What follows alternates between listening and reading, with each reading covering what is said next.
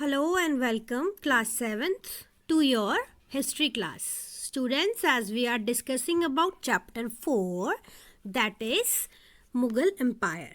Okay, so students, in our today's video we are going to study about a very important topic, that is Mansabdars and Jagirs. Okay, this one is our today's topic. So let's get started. Mansabdars and jagirs. अब मनसबदार्स क्या होते थे, ठीक है, तो ये हमने पढ़ना है कि मनसबदार्स और जागीरदार्स क्या होते हैं. ठीक है, तो क्या है कि जैसे जैसे जो है एम्पायर जो है मुग़ल एम्पायर जो है और बढ़ने लगा, ज़्यादा बढ़ने लगा. ठीक है, तो बहुत बड़ी जो थी एरिया हो गया था, पूरी कंट्री समझ लो हो गई थी. तो पूरी कंट्री को एडमिनिस्टर करना अकेले बहुत ही ज़्यादा क्या होता है, मुश्किल होता है, क्योंकि एम्पायर क्या हो रहा था, एक्सपैंड हो रहा था. ठीक है, तो एम्पायर एक्सपैंड होगा तो एक जो है एक राजा जो है वो पूरी एम्पायर को संभाल नहीं सकता, उसकी देखभाल नहीं कर सकता, क्योंकि उसमें बहुत सारी जो है चीज़ें जो है देखनी पड़ती हैं. ठीक है, जैसे कि अभी हमारा इंडिया है, अभी ले लीजिए एट प्रेजेंट हमारा इंडिया है, तो उसको एक जो है सिंगल पर्सन नहीं चला सकता. तो इसलिए अलग अलग जगह पर डिपार्टमेंट में अलग अलग लोग काम करते हैं, अलग अलग जॉब्स पे लगे हैं, ताकि हर डिपार्टमेंट में अच्छा काम हो. ठीक है, ऐसा होता है ना. तो पहले भी ऐसा ही हुआ करता था जब मुगल्स के टाइम था. ठीक है, तो एम्पायर जैसे जैसे एक्सपैंड होता गया, more and more people would be required to govern the empire. ठीक है, जितना बड़ा एम्पायर होगा उतने ही ज़्यादा लोग चाहिए होंगे उस एडमिनिस्ट्रेशन को संभालने के लिए. ठीक है, तो मुगल्स ने क्या किया, रिक्रूटमेंट स्टार्ट कर दी. ठीक है, रिक्रूटमेंट मतलब कि भर्ती स्टार्ट कर दी, मतलब एम्प्लॉयमेंट जो थी वो स्टार्ट कर दी उन्होंने. ठीक है, तो बहुत ज़्यादा जो थी from a small nucleus of Turkish nobles. ठीक है, आपको बताया था कि टर्की से जो थे मुगल्स आए थे. ठीक है, तो टर्किश नोबल्स से लेकर उन्होंने अपना एम्पायर जो है ईरानीज, इंडियंस, मुस्लिम, अफ़गान्स, राजपूत, मराठास और अदर ग्रुप्स इस सब में फैला दिया था. ठीक है, तो वहाँ से उन्हीं के बैकग्राउंड से बहुत सारी रिक्रूटमेंट करने लगे, मतलब कि एक तरह की उनको जॉब ऑफर करने लगे कि वो जो है वहाँ पे आए, उनकी जो है वो काम करें. ठीक है, तो रिक्रूटमेंट इन मुगल सर्विसेज कैसे होती थी, जैसे अभी होता है सिविल सर्विसेज में एग्ज़ाम होते हैं, रिक्रूटमेंट्स होती हैं, फिर जो है उनके एग्ज़ाम होते हैं, उनके बाद उनको जॉब मिलती है. ठीक है, तो पहले ऐसा नहीं होता था कि हाँ एग्ज़ाम होता था, एग्ज़ाम कुछ नहीं है. तो राजा जो है अपनी मर्ज़ी से क्या करेगा, उन जो है एम्प्लॉयज़ को रखेगा अपने पास, उनको जॉब देगा. ठीक है, उस हिसाब से वो इस तरह से करेगा. ठीक है, those who joined Mughal services were enrolled as mansabdars. ठीक है, और वो जो वहाँ पर सर्विसेज करते थे, ठीक है, जो वहाँ पर रिक्रूट हो गए थे, तो उनको क्या बोला जाता था, मनसबदार्स बोला जाता था. ठीक है, तो अब ये मनसबदार कौन होता था, मनसबदार वो इंडिविजुअल है जो एक पोजीशन या फिर एक रैंक जो है होल्ड करता है. ठीक है, मतलब कि एक मनसबदार जो है वो है जिसकी एक पोजीशन है मुगल एम्पायर में. ठीक है, तो वो वहाँ पर जो है वो क्या कर रहा है, जॉब कर रहा है, तो उसको एक पर्टिकुलर क्या मिली है, एक पोजीशन मिली है, एक रैंक मिला है. तो जैसे अभी बोला जाता है कि भाई मैं बोलती हूँ मेरे पापा जो हैं वो गवर्नमेंट एम्प्लॉय हैं. ठीक है, तो गवर्नमेंट एम्प्लॉय तो बहुत सारे होते हैं. अब कोई फर्स्ट पोजीशन में होता है, कोई सेकंड पोजीशन पे होता है, कोई थर्ड पोजीशन में होता है, कोई फर्स्ट क्लास नौकरी कर रहा है, कोई थर्ड क्लास कर रहा है, कोई सेकंड क्लास, कोई फोर्थ क्लास है. ठीक है, तो इस तरह के अलग अलग जो हैं पोजीशंस और रैंक होते हैं. ठीक है, तो मनसबदार वो है जो एक पोजीशन जो है एक फिक्स पोजीशन पे है. Mansabdari was a grading system used by Mughals to fix. अब मनसबदारी एक ग्रेडिंग सिस्टम था, मतलब उसको ग्रेड दे दिए गए. ठीक है, तो अब मनसबदार ऐसा नहीं है कि सिर्फ ए ग्रेड के होते थे, बी ग्रेड के होते थे, या वैसे होता था, बहुत सारे ग्रेड्स के जो हाँ मनसबदार होते थे. ठीक है, तो वो क्यों ऐसा किया मुगल्स ने, वो एक रैंक डिसाइड करते थे कि एक मनसबदार जो है उसका क्या रैंक रहेगा, दूसरा जो है उसका क्या रैंक रहेगा, अलग अलग रैंक दिए गए थे. ठीक है, अब जैसे पुलिस पुलिस में होता है तो कुछ जो हैं वो क्या होते हैं, हमारे इंस्पेक्टर होते हैं, कुछ सब इंस्पेक्टर होते हैं, कुछ डिप्टी कमिश्नर ऑफ पुलिस होते हैं। तो अलग अलग क्या हैं उनके रैंक हैं, और जैसे ही उनके अलग अलग रैंक हैं वैसे ही अलग अलग उनकी सैलरी है। ठीक है, तो वैसे ही वो उसी तरह से करते थे, जो जितना क्षमता जिसमें होती है उतना उसको काम दिया जाता था और उसी हिसाब से उसका रैंक था। ठीक है, तो उसी हिसाब से जितना ज़्यादा काम उतनी ज़्यादा सैलरी, जितना बड़ा रैंक उतनी ज़्यादा सैलरी। और मिलिट्री रिस्पॉन्सिबिलिटीज़, ठीक है, मिलिट्री रिस्पॉन्सिबिलिटीज़ उनको देते थे। ठीक है, तो अब यहाँ पर आता है कंसेप्ट ऑफ ज़ात मेकिंग। ठीक है, अब रैंक कैसे देंगे, ठीक है, तो वो ज़ात से देंगे। ठीक है, तो ज़ात का क्या मतलब हुआ, ज़ात एक न्यूमेरिकल वैल्यू थी। ठीक है, वो डिपेंड करती थी कि सैलरी और रैंक जो है उसका कितना रहेगा। ठीक है, जितनी ज़्यादा बड़ी उसकी ज़ात उतनी ज़्यादा बड़ी उसकी सैलरी। तो ज़ात मतलब कि उसकी जो प्लेस है। ठीक है, तो जैसे कि उसकी 1000 है। ठीक है, तो 1000 है, 5000 है। ठीक है, आपकी बुक में दिया भी है कि nobles with the zat of 5000 were ranked higher than those of 1000। ठीक है, तो जिसकी 5000 ज़ात है उसको ज़्यादा जो है रैंक उसका हाई होगा, जिसकी 1000 होगी उसका कम होगा। ठीक है, तो इस तरह से जो है ये ज़ात रैंकिंग जो है होती थी। ठीक है, द हायर द ज़ात the more prestigious was a nobles position. जितनी हायर ज़ात होगी उतनी ही हायर जो है पोजीशन उसकी होगी। ठीक है, तो उतनी ही ज़्यादा हाई उसकी पोजीशन है, और जितनी ज़्यादा उसकी हाई पोजीशन है, जैसे कि आपको पता है कि एक ऑफिसर है उसकी ज़्यादा हाई पोजीशन है और उसकी सैलरी भी उतनी ही ज़्यादा हाई रहती है। ठीक है, तो वैसा ही मुग़ल एम्पायर में भी होता था, जिससे जैसा मनसबदार होगा, मनसबदार की जैसी रैंकिंग होगी उसी हिसाब से उसको सैलरी भी दी जाएगी और उसी हिसाब से उसकी मिलिट्री रिस्पॉन्सिबिलिटीज़ भी होंगी। ठीक है, तो नेक्स्ट आता है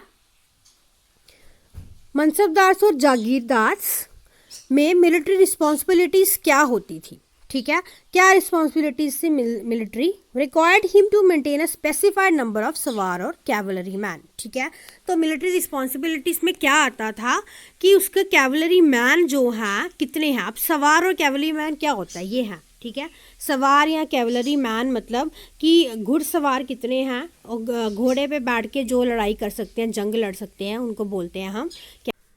तो मनसबदार जो थे उनको कैवलरी मैन की ज़रूरत होती थी एक मिलिट्री को पूरा क्या करने के लिए, अच्छे से जो है मेंटेन करने के लिए। ठीक है, तो ये मेंटेन कैसे किए जाते थे। अब देखिए इनका जो है घोड़े जो हैं वो हष्ट पुष्ट होने चाहिए। ठीक है, हेल्दी होने चाहिए। ऐसा नहीं है कि अगर कोई भी जो आ रही है प्रॉब्लम आ रही है उसको तो वो उसी घोड़े को रख देंगे, ऐसा नहीं है। उनको पूरा मेंटेन करने की जिम्मेवारी किसकी होती थी, मनसबदार की ही होती थी। ठीक है, तो वो कैसे मेंटेन होगी, उनकी हेल्थ के बारे में ध्यान रखना पड़ेगा, उनके खाने पीने के बारे में ध्यान रखना पड़ेगा। ठीक है, तो इस तरह से वो मेंटेन किए जाते थे। तब क्या होता था, उनकी ब्रांडिंग होती थी। ठीक है, अब ऐसा है कि अब दो जगह मनसबदार हैं, दोनों फ्रेंड्स हैं, तो उनके अपने अपने घोड़े हैं। तो जब एम्परर इंस्पेक्शन करने आएगा तो जो है एक जो दोस्त होगा वो अपने घोड़े उसको दे देगा, बोलेगा तू इंस्पेक्शन करवा ले, देखो इतना ज़्यादा हमें मेंटेन करने को लगा हुआ है इन घोड़ों को, तो हमें इतनी सैलरी चाहिए, इतना रेवेन्यू हमें चाहिए होगा। ठीक है, तो ऐसा जो रोकने के लिए एम्परर क्या करता था, ब्रांडिंग करता था। ठीक है, तो मतलब एक सील लगा दी गई, एक स्टैंप लगा दी गई कि अलग अलग मनसबदार के अलग अलग कैवलरी मैन हैं। ठीक है, सवार हैं, तो उन पे जो है वो उन घोड़ों पे सील लग गई कि ये चेक्ड हो गए, सील हो गए। तो मतलब पता लग जाता था देखने से ही ये कौन से मनसबदार के अंडर आते हैं। ठीक है, तो इस तरह से वो क्या करते थे, मेंटेन रखते थे सवार्स को। ठीक है, तो इसी तरह से the mansabdar brought his cavalry man for review, got them registered, okay, their horses branded and then received money to pay them as salary. ठीक है, तो मनी जो है उनको मिलती थी, उसी से वो सैलरी भी अपनी करते थे, और उन सब मनसबदार को जो है जो पैसे मिलते थे वो उसी से मेंटेन भी रखते थे उनको, सवार्स को या फिर कैवलरी मैन को। ठीक है, उसके बाद आती है मनसबदार और जागीरदार में नेक्स्ट टॉपिक की जागीरदारी सिस्टम। अब जागीरदारी सिस्टम क्या रहता था कि mansabdar receive their salaries as revenue assignment. अब मनसबदार को सैलरी भी तो देनी है, ठीक है। जब मनसबदार को एक एरिया जो है आप दे दिया गया है, उसको संभालने के लिए एरिया दे दिया गया है, ठीक है, तो उसको सैलरीज भी देनी है। तो वो सैलरीज कहाँ से आती थी? वो सैलरीज उसी एरिया के रेवेन्यू असाइनमेंट से आती थी, ठीक है। तो वो उनको दे दिया गया कि आपको जो एरिया मिला है, ठीक है, उसी से वो एरिया मतलब वही जागीर, ठीक है, जो जगह उनको मिली है, जो एरिया उनको मिला है संभालने के लिए, तो वो अच्छे से संभाल लें, वो वही उनकी जागीर है। तो उसी को जागीरदारी सिस्टम बोला जाता था कि वो आपकी जागीर है और उसको आपने संभालना है, और वहाँ से जो रेवेन्यू आएगा वो इकट्ठा करना है, कलेक्ट करना है, ठीक है। बिजनेस पे रेवेन्यू लगता था, हर चीज़ पे रेवेन्यू लगता था, तो रेवेन्यू कलेक्ट करके आपको एज ए सैलरी भी लेना है, ठीक है, जैसे कि इक्तास में भी आपको पढ़ाया गया था, ठीक है। बट डिफरेंट फ्रॉम इक्तदारी सिस्टम, इक्ता जो है इक्तदारी सिस्टम से डिफरेंट है। कैसे है कि अब जो है अनलाइक मुक्तिस और इक्तदार, जैसे आपको पहले बताया था कि एज कंपेयर टू इक्तदार एंड मुक्तिस, ठीक है, तो ये जो है आपको रहता था हमेशा कि इक्तदार जो हैं वो हमेशा क्या कर रहे हैं, उसी जगह पर रह रहे हैं, रिसाइड कर रहे हैं, ठीक है। तो जैसे कि मनसबदार रहते हैं, तो मनसबदार जो हैं वो भी अपनी जागीर का ख्याल रख रहे हैं और मिलिट्री कैंपेन्स का ख्याल रख रहे हैं, वैसे ही इक्तादार भी रखते थे, या फिर मुक्तिस उनको बोला जाता था। तो वो हैं, वो हमारे दिल्ली सल्तनत के टाइम पे रहते थे, ठीक है। तो दिल्ली सल्तनत के टाइम पे इस तरह से इक्तादार सिस्टम था, ठीक है। तो वैसे ही मनसबदार थे, लेकिन ये दोनों एक दूसरे से कैसे डिफरेंट हैं? ये ऐसे डिफरेंट हैं कि जो मुक्तिस और इक्तदार होते थे वो क्या करते थे, वो वहीं पर रहते थे और वहीं पर रहकर उन सब चीज़ों का ध्यान रखते थे। लेकिन Unlike Muktis or Iqtidars, most Mansabdars did not actually reside or administer their जागीर, ठीक है। लेकिन यहाँ पर मनसबदार्स को कोई भी ज़रूरत नहीं थी कि वो क्या कर सके, वहाँ पर रहें, वहाँ पे रिसाइड करने की उनको ज़रूरत नहीं होती थी। वो कहीं से भी वो एडमिनिस्ट्रेशन को क्या कर सकते थे, एडमिनिस्ट्रेशन कर सकते थे, जागीर को देख सकते थे, ठीक है। ये थोड़ा सा फ़र्क था उनमें। They only had rights to the revenue of their assignment, which was collected for them by their servant. और उनको यही राइट था, उनको राइट नहीं था कि वो वहाँ पे रहें, सिर्फ उनको एक ही राइट था कि अपना जो है वो अपनी जो असाइनमेंट उनको दी गई है रेवेन्यू कलेक्ट करने की, वो अपने सर्वेंट से कलेक्ट करवा सकते हैं, ठीक है।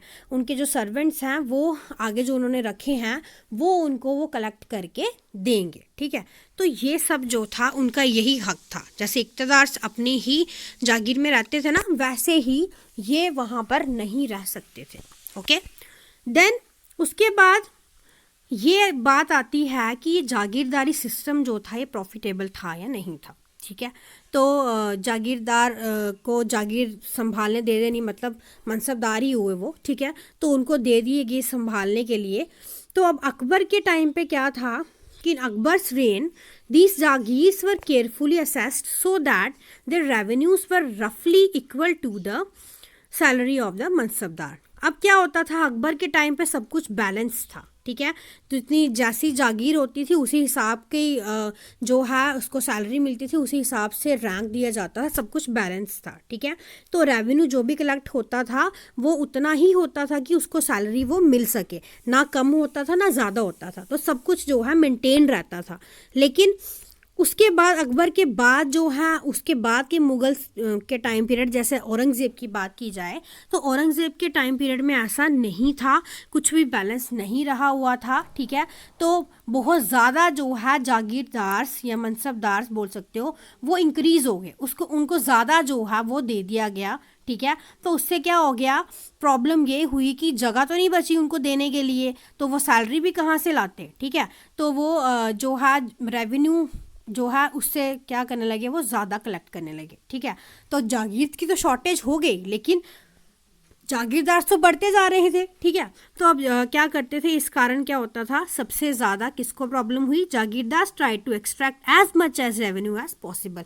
अब क्या होता था, जब किसी को जागीरदार मिलती थी तो वही सोचता था पता नहीं कितने दिन मेरे पास जागीर है, उसके बाद क्या पता इसका हाफ हो जाए, किसी और को मिल जाए, तो वो सोचता था उससे पहले पहले क्या कर लेता हूँ, मैं अपने पैसे बना लेता हूँ, मैं ज़्यादा से ज़्यादा टैक्स लगा लेता हूँ, ज़्यादा से ज़्यादा रेवेन्यू कलेक्ट कर लेता हूँ ताकि मेरे पैसे बन जाएं, बाकी जो भी होगा वो बाद में देखा जाएगा, ठीक है। तो अब जो रेवेन्यू कलेक्ट करते थे वो किससे करते थे, उन्हीं पीजेंट से, किसानों से, ठीक है। तो उन किसानों से वो बार बार रेवेन्यू कलेक्ट करेंगे, जो वो 5% लेते थे अब वो 10% लेंगे, तो उससे क्या होगा, किसको प्रॉब्लम हो रही है, सबसे ज़्यादा जो सबसे नीचे कौन है, सबसे नीचे हायरार्की में पीजेंट्स हैं, ठीक है।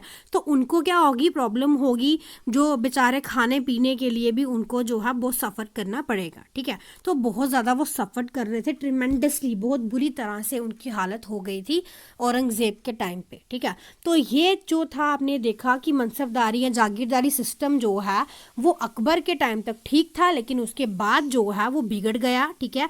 तो उसके बाद जो है जितने जागीरदारों की ज़रूरत नहीं भी थी उतने ज़्यादा अपॉइंट कर लिए जाते थे, और जब अकबर के टाइम पे एक जागीर जितना पार्ट एक जागीर में आता था, औरंगज़ेब के टाइम पे वो तीन तीन जागीरदारों को दे दिया गया। तो उससे क्या हो गया, बहुत ज़्यादा प्रॉब्लम्स होती थी, और पीजेंट्स को सबसे ज़्यादा प्रॉब्लम रहती थी, क्योंकि वो जैसे पहले अगर 70% हिस्सा देते होंगे, जो है 30% देते होंगे, ठीक है, 70% अपने पास रखते होंगे, सॉरी, तो अब वो क्या करेंगे, वो उनसे और ज़्यादा 50% लेंगे, तो वो बेचारे क्या खाएंगे, ठीक है। तो उनको सबसे ज़्यादा प्रॉब्लम हो। So this is all in this lecture students. Thank you very much students.